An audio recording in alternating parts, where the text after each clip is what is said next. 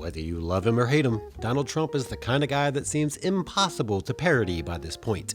I mean, even the brightest comedic minds in the world wouldn't have been able to come up with something like Kofefi. So who on earth can still roast the Oval Office's resident orange? If you ask me, our only hope lies with a bunch of foul-mouthed fourth graders that live in the snow-capped terrain of South Park, Colorado. Today we're going to cover some absolutely nuclear-grade burns from the show that even Teflon Don couldn't brush off. South Park's near-decade-long roast of Trump began when Mr. Garrison decided to run for president in season 19. Episode 2 kicks things off with Garrison going on a rant about how openness and acceptance is leading to mass immigration. R.I.P. logic, I guess. Crossing the border with their dirty families, playing their stupid music. Sounds pretty Trumpy to me. Pretty soon, Mr. Garrison's in some deep trouble with PC principal after he calls some Canadians in his class Canucks, which only pushes him further along the path to the presidency. To make things worse, Garrison's forced to attend a Canadian language class, and the guy gets so bummed he does a sad walk to a pretty on-the-nose song. And where's my country gown? It was just here like 2 seconds ago. And it turns out that the garrulous Garrison is actually the one singing the song. And you know what? It ends up resonating with a ton of people. This gives the high school teacher an idea. What if he ran for president? I mean, how hard could it be to set economic policy and manage diplomatic relations with nuclear powers? It doesn't take him long to say the thing we've all been waiting for. Sorry, not sorry. It's time for someone to say it like it is and make our country great again. Okay.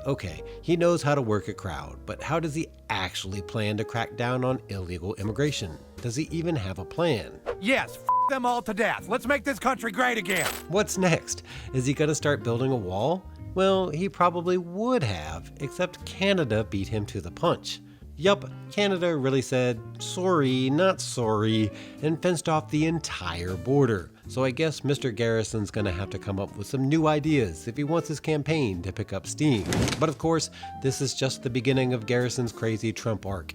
Back then, the writers of South Park had no idea how big Trump would get. But as his campaign progressed, the roasts started reaching a whole other level. Things get kicked into high gear in the season 20 premiere, by which point Garrison's already picked Caitlyn Jenner as his running mate. If you ask me, they sum up the 2016 election pretty accurately. And will you be voting for the giant douche or the turd sandwich? The options aren't looking good, but either way, Garrison, who's obviously the giant douche, is leading the polls by just under 10 points. This obviously puts Garrison in a partying mood, and we can already see that his transformation into Trump is fully underway. However, he soon realizes that getting elected isn't all sunshine and rainbows. When we actually get into the White House, what are we gonna do? This is probably exactly what Trump was thinking when things started to get real. Like, has anybody seen that picture of him in the White House with Obama after he was elected? He looked like a kid caught with his hand in the cookie jar. It doesn't take long for Garrison to start panicking. This whole time, he thought he'd just get to coast off of the validation he was getting from all those people supporting him. But not once did he actually think he'd get his hands on literal nuclear launch codes. Now, Garrison's not the only one that's realizing this. Other people are starting to wonder how he's going to run a whole country when he doesn't seem to have a message other than immigrants bad. Or to be more specific, Fucking them all to death. that's not exactly the soundest policy I've heard, although it's basically what Trump's 2016 campaign boiled down to. Wall? Check. Anti-immigrant narrative? Check. Cheeto dust all over his face? Check. Garrison's the Trump that even Trump could never be. According to the news guy, Garrison promised to boink a little over 7 million people to death all told. How does he plan to pull that off? The guy looks like he lasts about 2 pumps in the sack, but maybe he's had a plan hiding up his sleeve this whole time. Yeah, no. He's actually just gonna pace in front of his advisors and yell at them to figure something out. And apart from suggesting that he intentionally contracts the Zika virus, they seem to be fresh out of ideas. See, the problem is, he's all bark, and his voters are expecting a whole lot of bite. You might be wondering, why doesn't he just quit if he's that freaked out? Oh, if only Trump had thought of that. Though to be honest, his reason for sticking with the campaign was probably the same as Garrison's. If I quit, I look like a total jackass. You probably should have thought of that before starting your campaign, buddy. But at the same time, I feel like this was some much needed self-reflection from Garrison. Maybe things will work out after all. Except of course they won't. When he's caught between a rock and a hard place, all Garrison can do is come up with one of the kookiest ideas I've ever heard. Continuing the campaign, but making sure the turd sandwich wins. Little does he know, things are not going to go as planned. Later on in the season, Garrison wins the election. We're sure this is for real, right?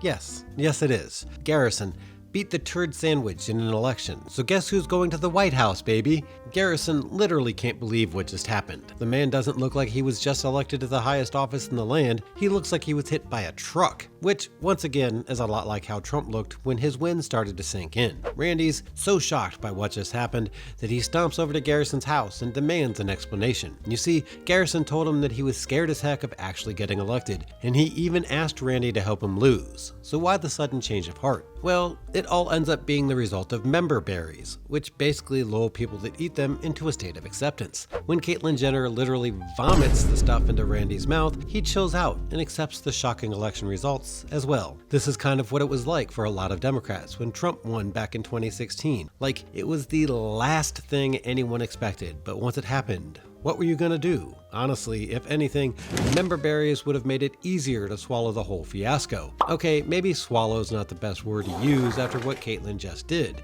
Moving on. Fast forward a couple of episodes and Garrison's transformation is finally complete. This episode kicks things off with Garrison going through some kind of procedure, which is being overseen by Steve Bannon. Remember him? And just like Darth Vader in that scene from Empire Strikes Back, Garrison emerges with the fake blonde hair and everything. He's now the full embodiment of all things Trump, and I absolutely shudder to think of what he'll get up to once he gets to the White House. But first, we need to talk about how he gets one of Trump's greatest powers.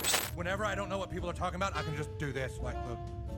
Now that's a face I've seen Trump make pretty much every time I've seen him, but it's just the first of many Trumpian things Garrison's gonna do. Next thing you know, the dude's marching into South Park Elementary to chew PC principal out for firing him right before his campaign got some legs. To absolutely no one's surprise, Garrison's not looking to take prisoners. He's out on the warpath, and he's got a straight up diabolical idea to get back at PC, asking him to suck his schlong. And he's not stopping there. By the time season 21 rolls around, Garrison, much like Trump, has gone into a full-blown nuclear meltdown. What do you remember the most about Trump's first term? His policies? His speeches? Nope, it's his tweets that stole the show. This episode, Tweak sends cupcakes to the North Koreans. Yes, really. And that gives Garrison something to tweet about at long last. Instead of congratulating the kid on cooling tensions between America and the angry little chihuahua in the Korean peninsula, Garrison decides to make it all about himself. That's some concentrated Trumpism right there. And as if that wasn't enough, Garrison pokes the sleeping bear some more by daring Kim Jong-un to nuke America. It's like he just wants an excuse to use those sweet, sweet nuclear launch codes he's been given. Unfortunately, the North Korean dictator takes Garrison's tweets a little too seriously. Not only does he launch a nuclear missile at America, he aims it directly at Tweak's house. Great job, Mr. President. I wonder what he'll do next. President of the United States has just tweeted this statement.